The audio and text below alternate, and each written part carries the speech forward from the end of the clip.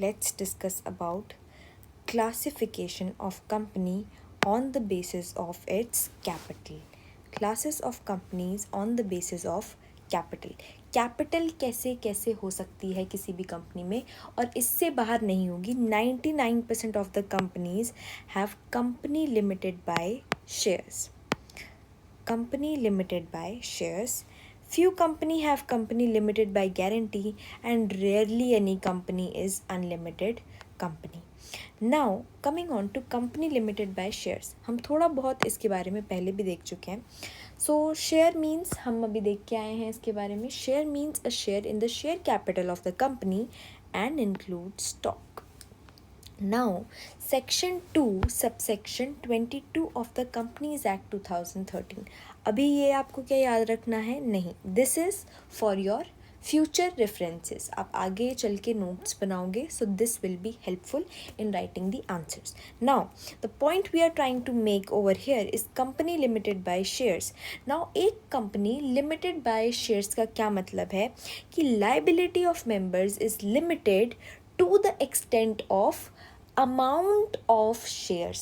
अगर आज कंपनी के 25,000 रुपये के आपने शेयर्स लिए हैं तो 25,000 रुपये ही आप लाइबल हो towards the company.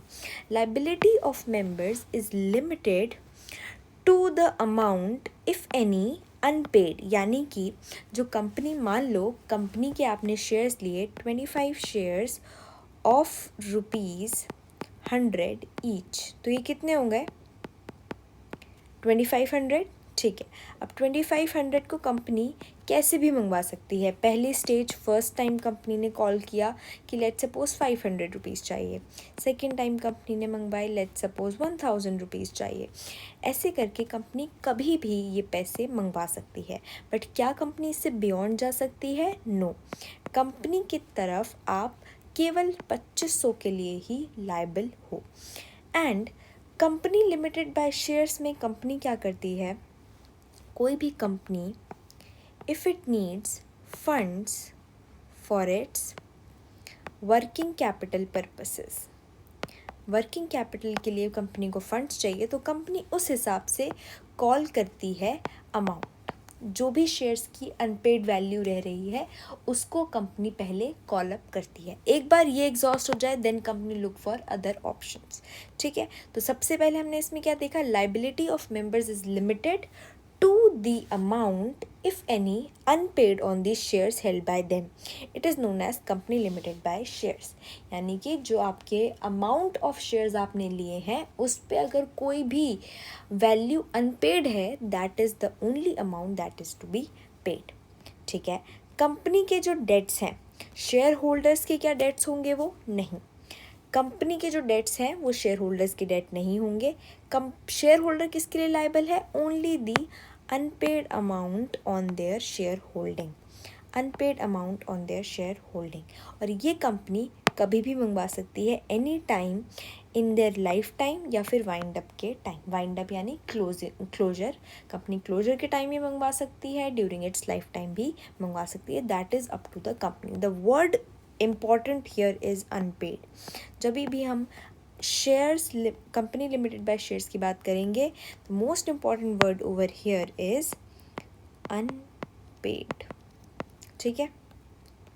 Now though a shareholder is a co-owner of the company, he is not co-owner of the company's asset. I hope this line is very much clear.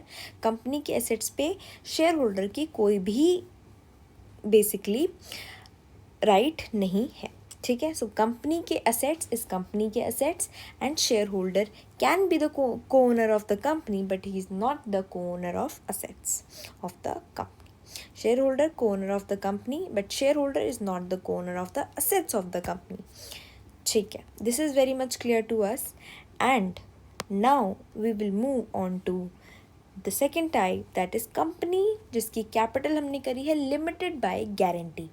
अब ऐसी कौन सी companies होती हैं? तो basically charitable organisation, club, societies जो run करते हैं membership fees पे। मेंबरशिप फ़ीस उन्होंने मतलब जो भी मेंबर्स हैं उन्होंने पे करी, उस पे बेसिकली रन करते हैं। तो इसमें डेली वर्किंग कैपिटल के लिए इतना फंड नहीं चाहिए एंड गारंटीड अमाउंट ये कंपनी ले लेती है। कब?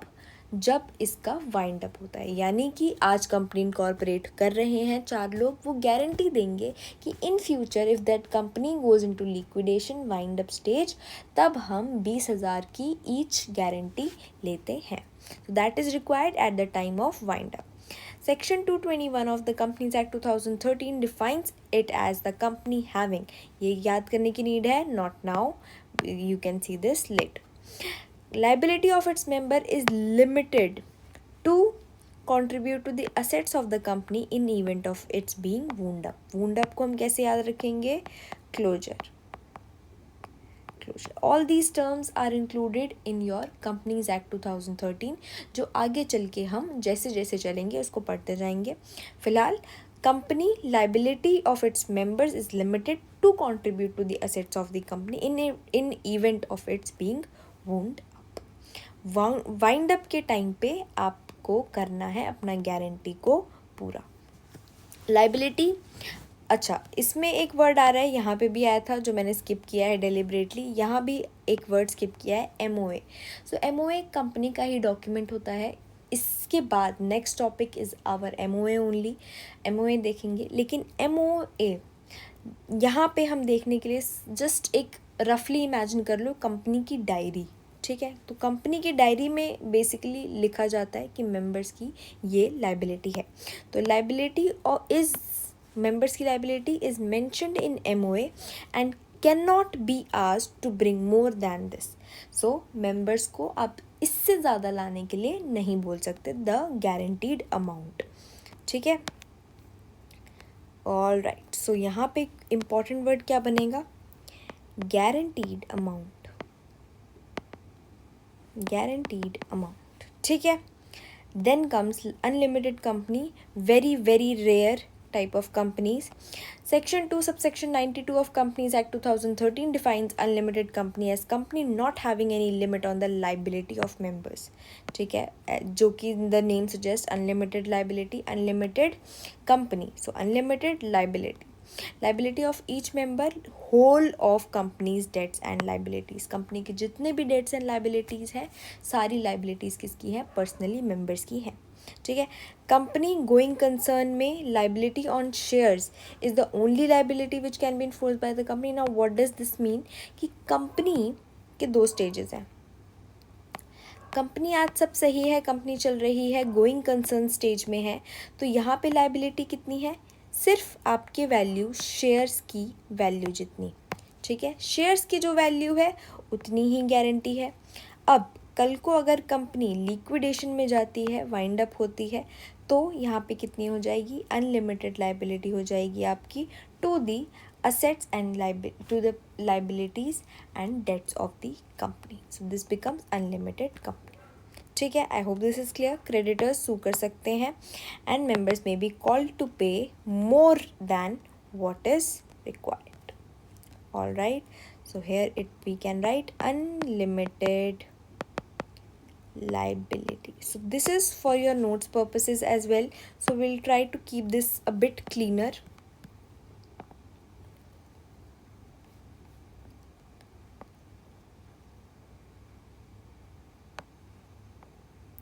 All right,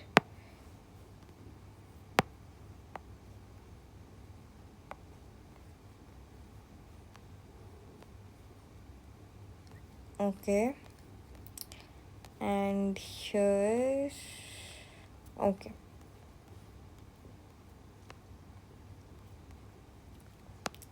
ठीक है।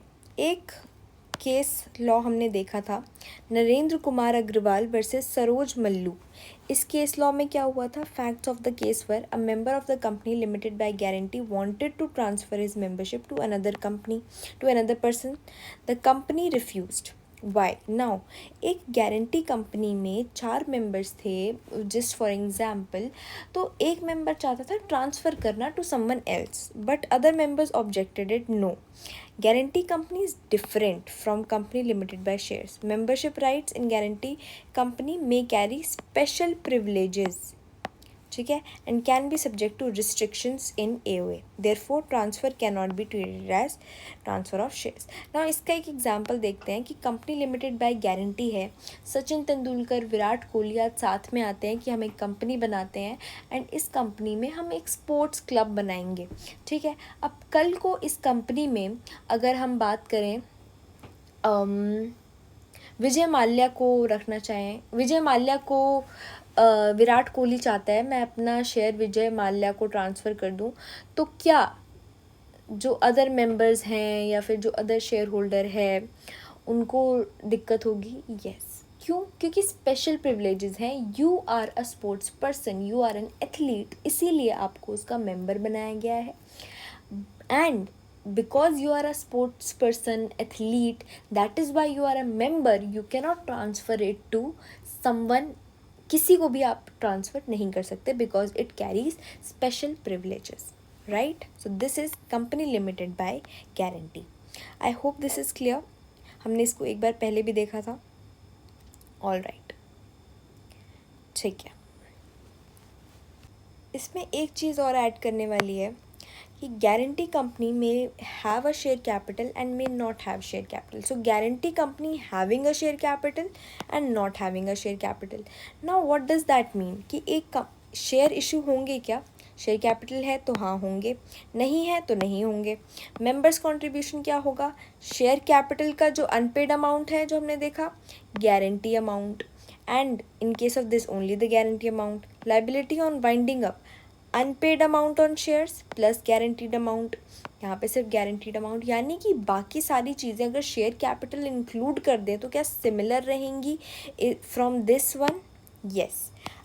So guarantee company may have share capital and may not have a share capital, and if it has share capital then that is same as what we have studied. Shares issue होंगे, members का contribution unpaid amount of share capital होगा, guaranteed amount including, ठीक है.